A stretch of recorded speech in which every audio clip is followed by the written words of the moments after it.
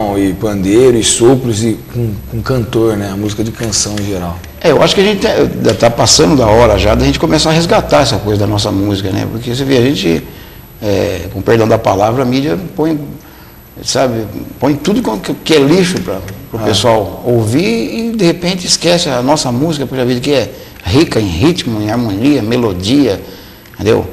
Porque, assim, as músicas contam as histórias, o cara fala, mas Noel Rosa escreveu essa música lá em 1900 e bolinha lá, mas não, mas é uma realidade dele, a gente vive essa realidade hoje também, entendeu? Porque não mas não é que, né, que a gente fala assim, eu acho que é importante, muito importante a gente falar do samba, sabe, tentar resgatar.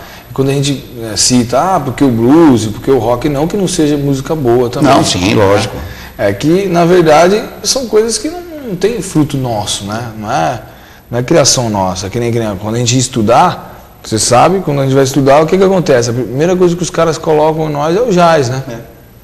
Por quê? Porque a riqueza de material e de didática, né, que os caras têm poxa, não tem o que falar, né? Os caras estão muito mais na nossa frente, né? Na verdade. Sim. Então, o material, você acaba estudando jazz. Então, o músico acaba virando jazzman, né? Porque ele não tem acesso mesmo ao samba, ao baião, ao maracatu. Hoje em dia, quem conhece frevo, maracatu, às vezes você fala maracatu, a pessoa não sabe nem de onde é. É um ritmo brasileiro, né? E se a gente for falar mais detalhadamente de outros ritmos, de boi, de ritmos, né, choro, aí a pessoa não conhece, né? E hoje, por exemplo, às vezes eu vejo alguns ritmos aí que de repente é um maracatu. Entendeu? Só que o cara põe uma roupagem diferente, já muda a coisa, já não é mais. Então por que não chamar aquele de maracatu? Entendeu? Vamos um maracatu mais trabalhado, alguma coisa assim. E mas tem que dar um nome americanizado. Exatamente, né? Exatamente. Então esse é o problema. E daí a mídia ainda, como tem esse negócio da dança e das letras de brincadeiras e tal, aí eu acho que o foco acaba indo para outro lugar, né? Acaba se deixando de lado a verdadeira essência desse ritmo. A gente está falando do maracatu, tem várias músicas que a gente ouve aí que se você você percebe que é um maracatu tocando, entendeu? Só que os caras vão fazer uma roupagem diferente, entendeu? Às vezes tocando com outro instrumento, exato, né? Mudando a pegada, ou colocando uma distorção, ou colocando um efeito de teclado, mas enfim, né? É um maracatu. É um maracatu. Que nem a gente fala, o pagode é um samba, né? É um samba, os caras falam pagode, por quê? Porque é um grupo, vai lá com percussão, então os caras falam pagode. Pagode, antigamente, era reuniões. As reuniões de samba que os caras faziam, os caras vão no pagode, então... É reunião de samba antigamente, então os caras iam tocar samba, já vai ter um pagode na casa do fulano lá, entendeu? Então os caras iam para lá, era uma reunião de samba. Aí os caras inventaram, não, que colocaram, então as pessoas acham que isso é um ritmo, o ritmo do pagode. Né? E tem o pagode sertanejo, né? Tem o pagode sertanejo, que aí é outra coisa, né? E tem... cada vez mais os caras vão colocando, por exemplo, no próprio pagode, os caras vão colocando cada vez mais informação. Então mistura com o funk, mistura com o pop, mistura com a balada. O sertanejo já hoje em dia não é mais sertanejo, né? Não é mais. Você vê aí como Edson Hudson, sei lá, aquele outro. Os caras são mais pro rock do que para sertanejo, né? Então você vai ver o show dos caras e fala, meu, é rock and roll isso aí, né? Não tem, aquela ciência sertaneja não tem, né? A moda de viola, não é aquela coisa que é sertão mesmo, não existe mais, né? Porque o pessoal antigamente contava as histórias, né? Eu fui criado, a minha casa assim, meu pai, motorista de caminhão, totalmente sertanejo, ele adora sertanejo, entendeu? E o meu avô já é totalmente erudito, a minha mãe já era música brasileira, entendeu? Então, a minha avó, música erudita brasileira, era Ataúfo Alves, era aqueles caras antigos que eu tenho, Vicente Celestino, eu ouvia muito essa coisa em casa, né? Aquela vitrolona que tocava aqueles vinilzão, né? Então era música o dia todo, quando eu era aluno era o som rolando em casa. Antigamente o piano era um instrumento de referência, assim, para todo músico, né? E acho que até hoje é bom a gente lembrar que é um instrumento com a visão muito mais fácil de ser por causa da harmonia, né? É um instrumento completo, né? Porque ali você aperta ali já sabe que é um dó, né? O violão, a guitarra, você já tem que tocar aqui. Então, assim, não é para nós que tocamos instrumento de ritmo, que você, melodia, né? Então é legal a gente ter essa referência. E antigamente, tipo, o pianista, ele não tinha material, né? O material era o quê? Era música erudita, né? Então todo pianista tocava música erudita. Todo pianista, exatamente. Difícil um pianista que tocava samba, tocava um choro, né? Era mais o cara que estava estudando o erudito, mas conhecia os caras do choro, né?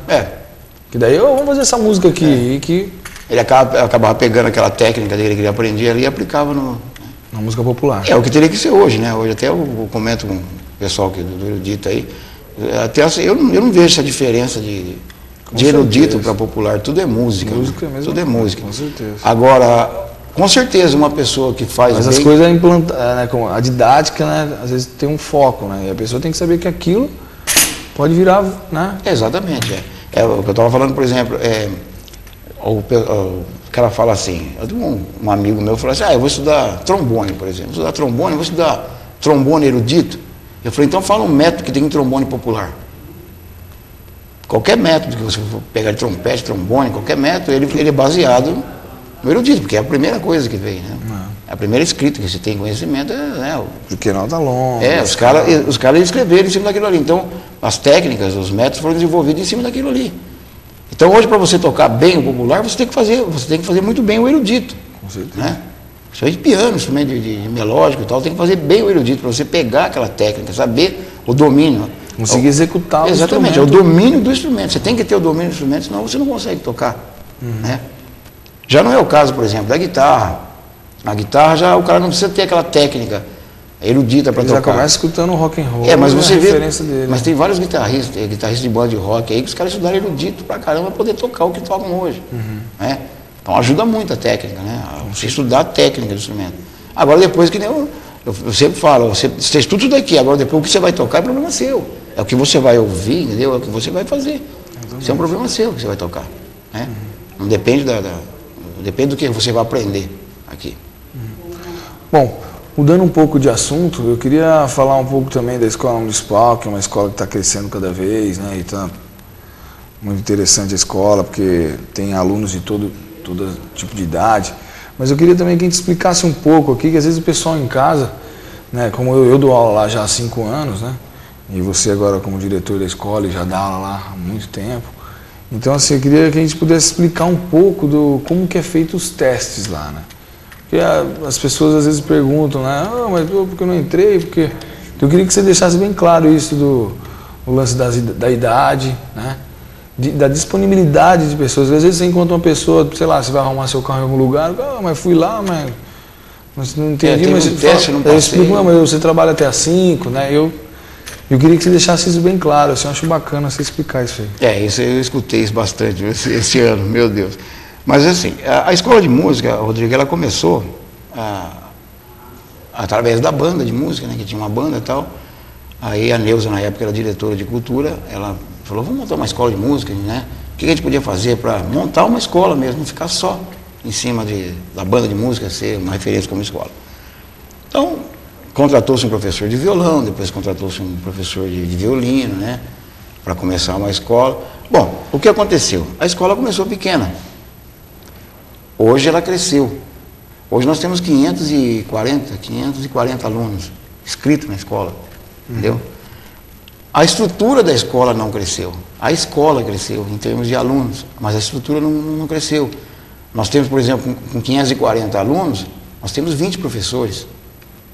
Então, o que nós fizemos? Para acomodar todos esses alunos, para acomodar a maior parte dos alunos, pelo menos, eu conversei com você, com todos os professores, para a gente agrupar alguns horários, entendeu? Agrupar o pessoal iniciante, porque a gente sabe muito bem o que acontece. Aprender música, geralmente a pessoa vai na escola de música, ela fala, não, eu vou lá porque eu vou aprender a tocar o instrumento. Ela acha que de repente chegar, pegar o instrumento, ela vai sair tocando. Tem um processo, né? Tem um processo. Às vezes a pessoa quer fazer aula de hobby, né? Eu quero fazer um som com meus amigos. Mas às vezes não é o foco que a escola tem isso. Exatamente, a escola não pode partir para esse lado, entendeu? A escola não pode tomar essa direção. Porque quando eu torno a falar, quando nós começamos com a escola, então aí sim, até outro dia eu brinquei com o pessoal, a gente começou a escola, você tinha que estar laçando aluno na rua aí para vir fazer aula. Né? Principalmente de instrumentos que não são tão divulgados, né? Que não tem muita evidência. Hoje não, hoje é o contrário, hoje, sabe, tem muita gente. O ano passado teve 1.200 inscritos. Esse ano teve 900 ou quase 1.000 inscritos, então não tem como você... Eu gostaria, até comentei com o pai